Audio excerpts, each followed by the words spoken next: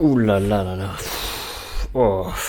Et un match qui se termine 10 minutes plus tôt, ça aurait été moins angoissant pour les supporters marseillais, hein. Là, je vous assure, on a beau être supporter neutre, comme je le suis, on a quand même des sensations. C'est des émotions qui surgissent. Le foot, c'est incroyable. Et il faut rester de la première à la 90e minute, hein, parce que les actions qui arrivent à la fin, quand t'as toute la testostérone, quand t'as toute l'énergie, la motivation pour égaliser, ou pour marquer, ou pour gagner, c'est fou là, les actions que l'Union Saint-Gilloise met à la 90e minute. Heureusement que Rouli fait des arrêts, hein, parce qu'il sauve clairement son équipe. Ouais, match très spécial aujourd'hui. Les deux se devaient de gagner. Ils étaient au classement entre la 20e et la 24e, je ne sais plus les places exactes, il me semble. Bref, Marseille et l'Union Saint-Gilloise devaient gagner. L'Union Saint-Gilloise sort des places qualificatives alors que Marseille se sécurise. C'est une très très bonne nouvelle pour Marseille de terminer top 16 du coup.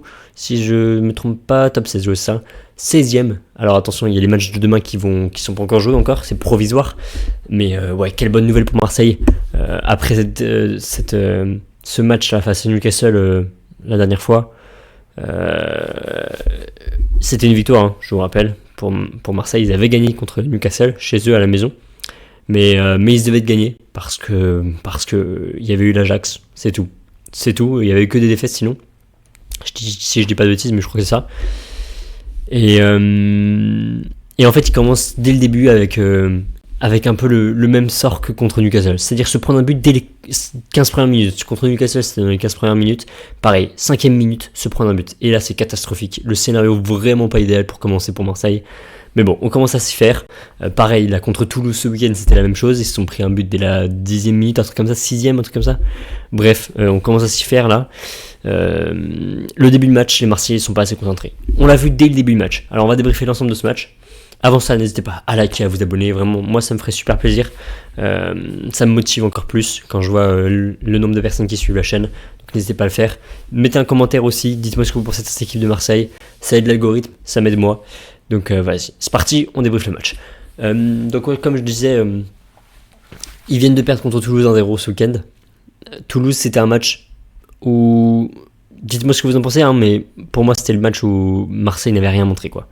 Il n'y avait rien eu de la première à la 90e minute. Il y a eu une action peut-être pour Greenwood, c'est tout. Où il se retrouve face au cage. Il la rate. Sinon quoi, il n'y a quasiment pas de tir. Pas d'action dangereuse. Complètement nul. Un match complètement nul. Et j'ai débriefé à ça avec un pote. On s'est dit que c'était peut-être le fait que De Zerbi mette une défense à 5, quoi. Pourquoi est-ce qu'il s'obstine à mettre une défense à 5 ? C'est une question qu'on se posait. Et aujourd'hui, alors... ne vous fiez pas à cette composition, je la trouve pas forcément vraie, parce que c'est vrai que Murillo jouait pas mal dans l'axe, Emerson pas mal sur le côté gauche, et Timothy Weah plutôt côté droit. Défense à 4, ces 4-là, ils ont dû accélérer, donc on a pas mal vu Timothy Weah vers l'avant, et Peshao pas mal reculé aussi, mais on peut mettre aussi une attaque à 3 avec Greenwood côté droit, Aubameyang et Peshao. Donc j'ai trouvé mieux cette composition, je la trouve beaucoup plus normale au vu du style de jeu de Zerbi.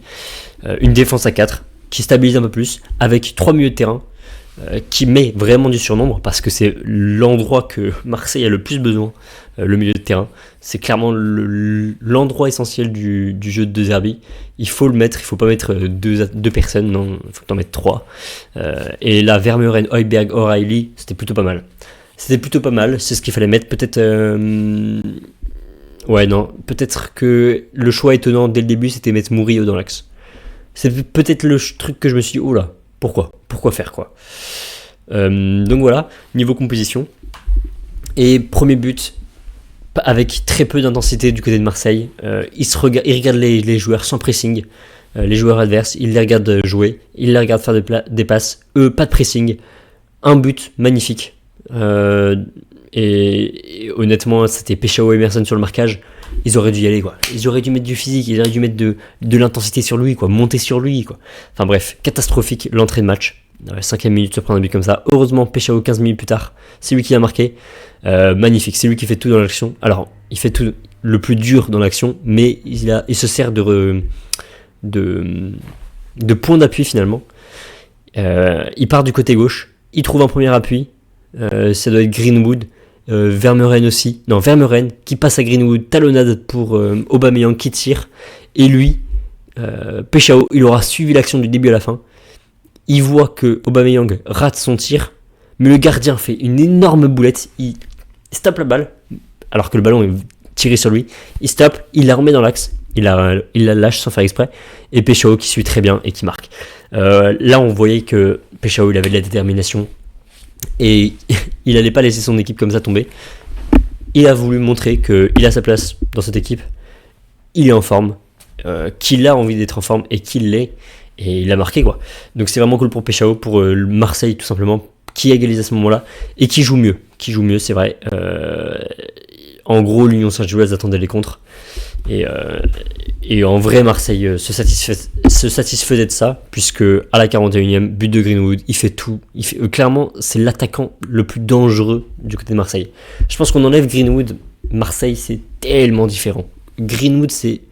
je dirais que c'est le joueur le plus fort dans cette équipe. Et peut-être de très loin, parce que offensivement, sans lui, Aubameyang n'est pas assez impactant offensivement. Peshao, pareil, il y a des trous, il n'est pas là. C'est vrai qu'il ne va pas faire des retours défensifs, mais ça s'améliore au fur et à mesure des saisons qu'il fait à Marseille. Il fait de plus en plus de retours défensifs. Alors je ne vais pas dire que c'est le meilleur en termes de pression non plus, parce que c'est pas le cas. Mais il dribble je sais pas combien de joueurs dans le match, il vient finir son action. Là il fait tout le terrain, il la passe à Aubameyang, qui la remet à Greenwood, qui va marquer, c'est magnifique. Greenwood il passe 3 ou 4 joueurs dans l'action. Et il a combien de dribbles ? Peut-être pas tant que ça, hein, mais dribble réussi 2 sur 3. Bon, après, quand il les contourne, 5 sur 9 duels gagnés, quand il les contourne, il ne les compte pas forcément comme dribble, mais quand il contourne 2-3 joueurs et qu'il va au fond, et que le ballon va au fond, bref, c'était impressionnant. Super match de Greenwood, clairement. Et en plus, il marque au retour des vestiaires, 58ème, c'est encore lui, qui fait toute l'action encore une fois. Il est impressionnant, il tire même cette fois-ci de très long, de l'extérieur de la surface, si je ne dis pas de bêtises. On va vérifier ça, je l'ai plus en tête, mais enfin j'ai plus de l'action en tête. Ah non, il est dans la surface. J'ai plus l'action en tête, mais ouais, Greenwood, l'âme pure de l'attaque de Marseille, quoi.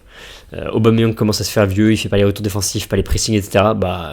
Greenwood, lui, il compense avec tout le côté offensif. Clairement, il est là. Et en plus derrière, il y a de quoi assurer, quoi. Aguerd, Murillo qui a été très bon, Timothy Weah, Emerson, tout ça c'était assez solide, sauf en début de match évidemment pour le premier but, avec un Højbjerg, Vermeuren. Alors Vermeuren a fait quelques erreurs, c'est dommage, mais et puis Rouli, que dire de sa prestation, encore impériale. On est à la 90e minute, il y a 3-1, alors non, du coup il y a 3-2 parce qu'il y a Ralaini qui marque. Mais très bon match de sa part d'ailleurs, hein. Dangereux du début à la fin. Il marque 2 buts et à la fin il fait quasiment une passe D. Donc il marque un but. 90e minute, il y a 3-2. Ralaini fait un centre. But tête de Promes David. Et Rouli qui l'arrête alors qu'il est en plongeon, quoi. C'est impressionnant. Rouli qui fait le retour de l'autre côté. Ah si, je me rappelle du deuxième but de Ralaini, c'est un centre qui est un peu dévié par Rouli, qui arrive dans les plaies de Ralaini et qui tire, magnifique but. Donc ça c'est le but du 3-2. Et donc pardon, j'ai coupé ce que je voulais dire. Ralaini qui centre, Promes David au second poteau. Il est tout seul, vraiment il est tout seul.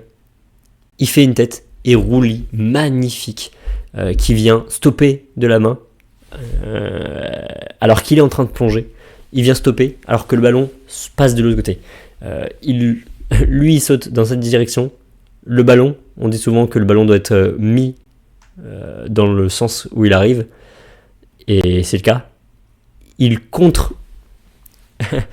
Il fait finalement un angle droit avec le plongeon de Rouli, qui arrive quand même à lever la main en plein plongeon pour l'arrêter. C'est magnifique. La défense de l'OM aussi, un petit détail, ne craque pas malgré le micro-millimètre de hors-jeu qu'il y a. Allez voir les images, c'est impressionnant, ils sont sauvés à rien, quoi. Vraiment, c'est même pas une demi-pointure, c'est la moitié d'une demi-pointure, quoi, de Promes David, je crois. Fin de match, pareil, hors-jeu, il vient marquer juste après, mais hors jeu, et il enlève sa maillot et tout, et catastrophique parce que finalement il ne marque pas. Dommage pour lui. Clairement, l'OM passe à côté d'un match raté, et c'était pas loin de passer à un match complètement raté, à un match décevant, parce que la fin de match a été très difficile pour eux à défendre. 2 hors-jeu de rien du tout, hein. 2 hors-jeu, 2 actions avec 2 belles sorties de Rouli, une, donc ce que je viens de vous décrire, une vraie sortie de Rouli qui sort de ses cages pour aller chercher un ballon dans les pieds de Promise David. Clairement il aura apporté un truc, Promise David, quand il est rentré. Donc ouais, un match en fin de match peut-être pas forcément mérité, et en même temps vu l'ensemble du match, c'est bien que Marseille gagne, mais c'est vrai que je pense qu'ils vont avoir des regrets du côté de l'Union Saint-Gilloise, parce qu'un match qui se termine avec 3-2 alors qu'ils ont 4 occasions à la fin, et 2 qui sont perdus pour rien, quoi, enfin pour un micro hors-jeu, et une notamment qui juste un énorme arrêt de Rouli, quoi. Donc pas mal de regrets, je pense, du côté de l'Union Saint-Gilloise, qui va devoir se relever, et c'est vraiment cool pour Marseille qui au moins se met un petit peu tranquille. Ils ont encore 2 matchs contre Liverpool notamment, 9 points. Peut-être que 2 matchs nuls suffiraient, contre un Liverpool malade, hein, vraiment malade. Peut-être que 2 matchs nuls suffiraient pour les qualifier. Est-ce qu'ils sont véritablement qualifiés? Pas encore, puisque l'Union Saint-Gilloise, qui est au bord des qualifs, est à 6 points. Il leur suffirait d'une victoire pour monter. Alors, une victoire plus pas mal de expected goal, pas de expected goal, comment on appelle ça, de différence de but, quoi. Donc voilà, l'OM n'est pas totalement sécurisé, mais ils le sont presque. Ils le sont presque, et c'est une très bonne nouvelle pour Marseille. Très bonne nouvelle, et on espère que ça va continuer comme ça pour eux, parce qu'après le match de Toulouse, j'étais un petit peu inquiet, faut le dire. 1,48 de XG contre 0,76, 59% de possession, 10 tirs à 8, 6 cadrés contre 5, ça c'est surtout en fin de match. Deuxième mi-temps, grosse deuxième mi-temps on va regarder ça, 5 tirs cadrés de l'Union Saint-Gilloise, dont 2 hors-jeu, enfin à plus de hors-jeu. Donc ouais, non, super match de Marseille qui évite la catastrophe. Écoutez, on va s'arrêter là pour ce débrief. Dites-moi ce que vous en avez pensé en commentaire. Et ouais, on s'arrête là, hein. Dans le prochain débrief, qui sera sûrement sur Liverpool-Inter, là je vais regarder le match et je vais le débriefer juste après. Et ben portez-vous bien, et on se dit à très vite.